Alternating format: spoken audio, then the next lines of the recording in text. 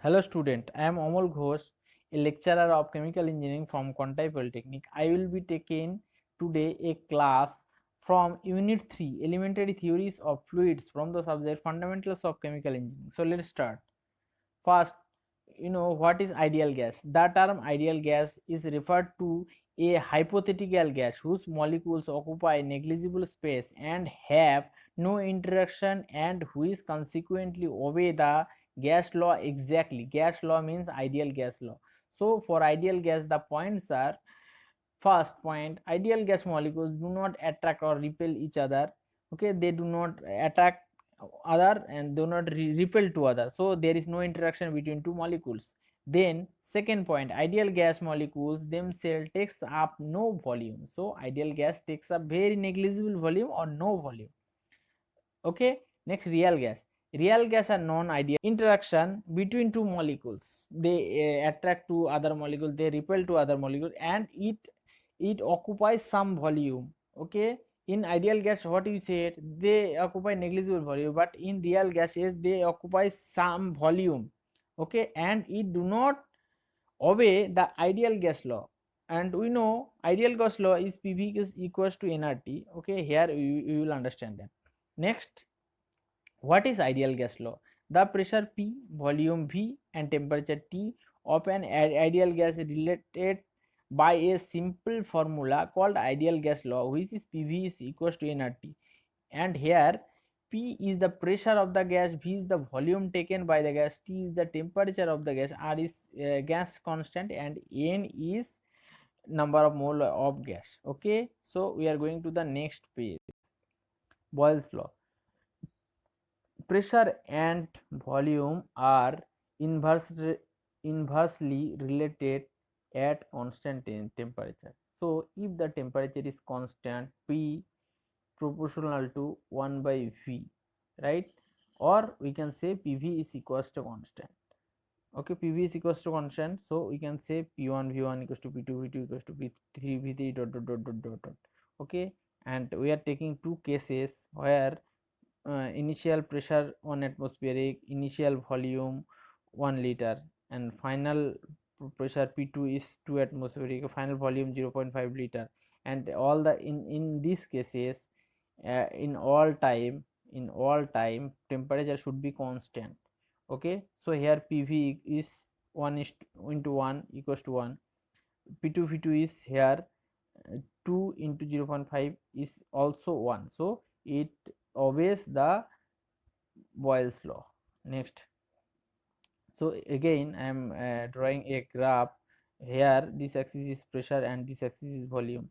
So at pressure 4 atmospheric, volume is V. At pressure 2 atmospheric, 2V. 1 atmospheric, 4V. So here P1 V1 equals to 4, here P2 V2 equals to 2 into 2 4, and P3 V3 equals to 1 into 4 equals to 4. So all the cases PV is constant, so it is Boyle's law. Next, Charles law.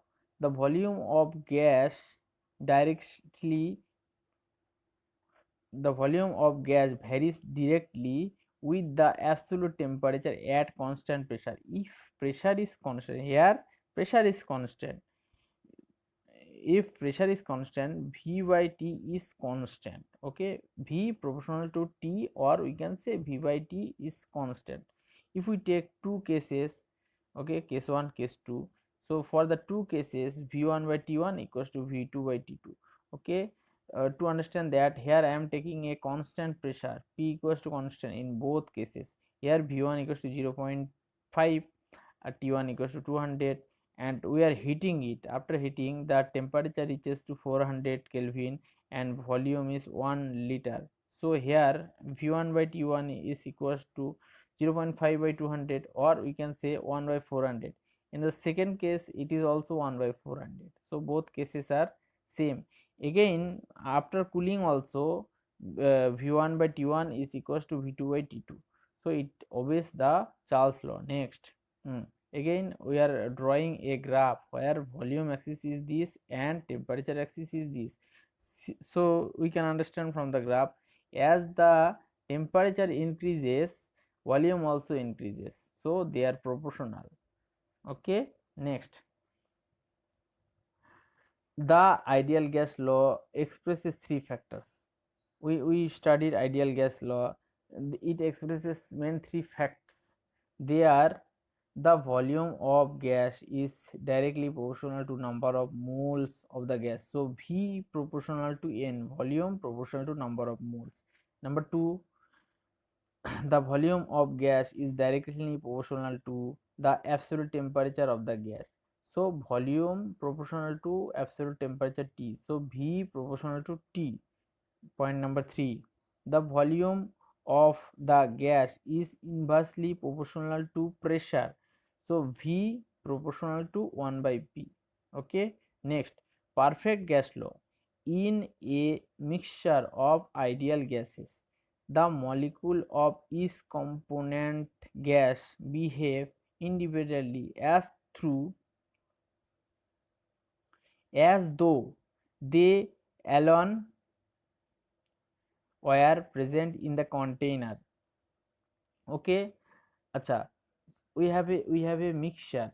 Okay, mixture of ideal gas in a container. Suppose ABC, three component we have in a container, and behavior of A is such that, okay, in mixed condition its behavior is similar to if that gas alone present in the container. So in mixture its behavior and its alone present in the container, its behavior are same. Okay. The partial pressure of the component gas present in the mixture of gases is the pressure that would be exerted by that component gas if it alone were present in the same volume and at the same temperature as the mixture. So so just understand. So in two cases, okay, in first case when it was in the mixture, it has a partial pressure, and when it alone present, okay, it has a partial pressure, and the both should be same. Okay, thus Pa equals to Na by Rt when it is in mixture. Suppose ABC gas we have, so Pa is equals to Na by Rt, which the pressure is exerted by the gas, and same pressure will be exerted by that gas when it alone present at that particular volume. Okay, where Na is number of mole, we know. The partial volume of the component gas present in the mixture of gases is the volume that would be occupied by that component gas if it is alone were present at the same pressure and temperature as the mixture. Thus Va equals to Na by Rt. It is also same, the volume occupied by the gas. Suppose total volume is 3 liter, okay, and individual component occupy a volume 111, and when the alone gas is present is also occupy only 1 liter, it should occupy 1 liter volume. Okay, because the gas is ideal gas, so there should not be any interaction between gas molecules. Okay, as they do not have interaction, so they are independent. So in all cases, in suppose pressure, volume, they having pressure and they occupy volume, it is independent to other molecules present. Okay, so they are called perfect gas. So perfect gas means the ideal gas which do not actually who is independent to other component for its pressure and volume. Okay, pressure volume do not changing by suppose mixing of two or three components. Okay, and that gas is called perfect gas, and that gas mixture is called perfect gas mixture. Next, the partial pressure. Okay, pressure is missing here. The partial pressure is defined as the pressure is gas would exert if it alone occupy the volume of the mixture at the mixture temperature. So partial pressure is the pressure that would be exerted by a component which if it is present alone in the mixture. Suppose ABC present in a mixture, and if only A present there, so pressure occupied by that volume is the partial pressure of A, this way, right? Suppose ABC, three component present and three having same volume, okay, and each having pressure of 1 atmospheric. So the total pressure of the volume of that volume would be 1 plus 1 plus 1, so 3, okay, this way. Partial pressure means individual's pressure, right?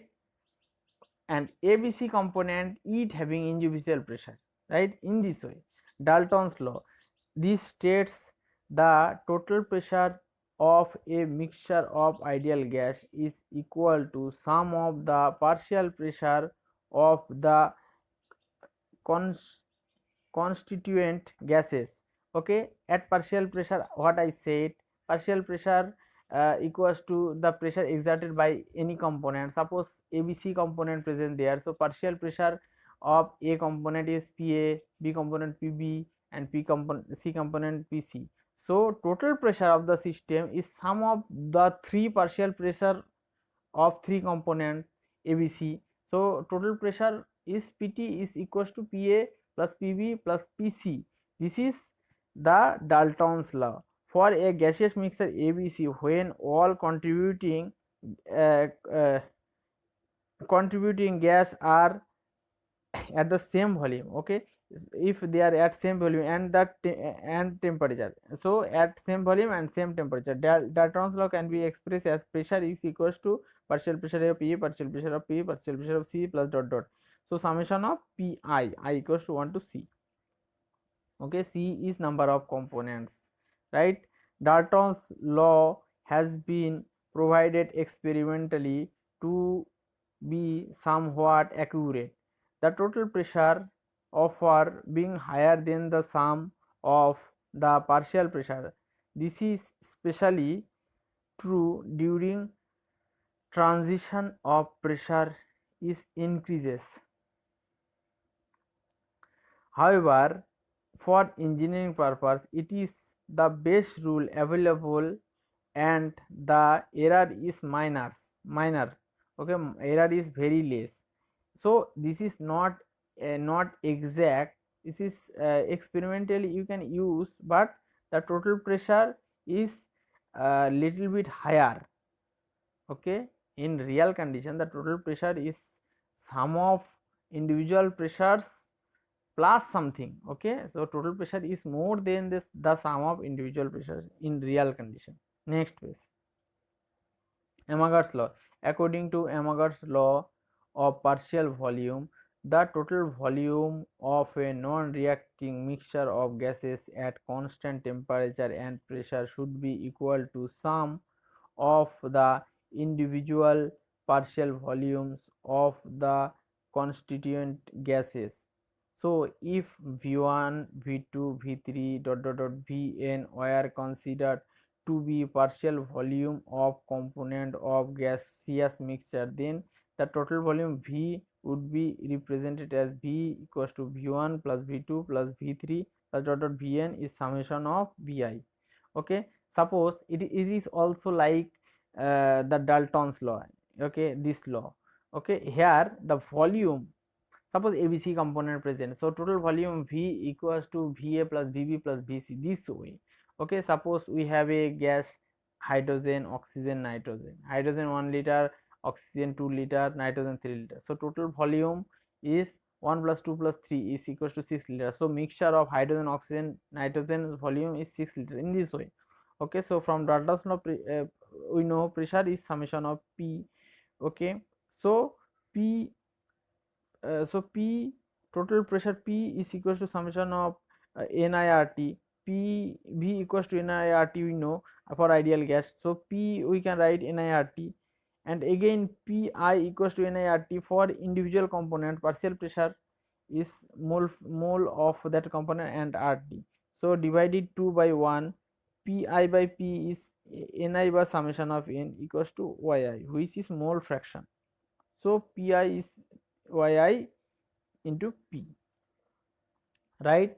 Again we know vi I equals to yi into v, so yi equals to vi by v, pi by b, so we can say volume percent equals to mole percent, pi by p is mole percent we say.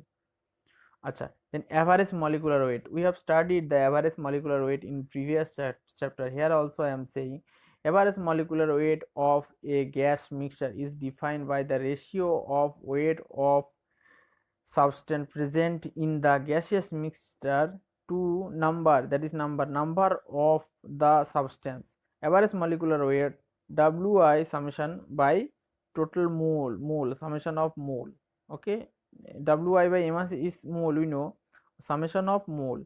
Okay, so Wi you can write Ni by Wi and at bottom summation of mole. So number of mole by summation of mole is mole fraction into Mi. So average molecular weight is equals to summation yi mi equals to, we can write y1 m1 plus y2 m2 plus y3 m3. Okay, pure component volume. Next, pure component volume. A mole of any pure substance is defined by that the quantity whose weight is numerically equal to its molecular weight. Volume occupied by pure substance is called volume of pure substance. Okay, so when its weight is equal to molecular weight, that is called pure component. If other component present, then weight should not be equal to molecular weight. Okay, and the volume occupied is called pure component volume. Okay students, so this is end for today. Okay, so see you in next class. Bye.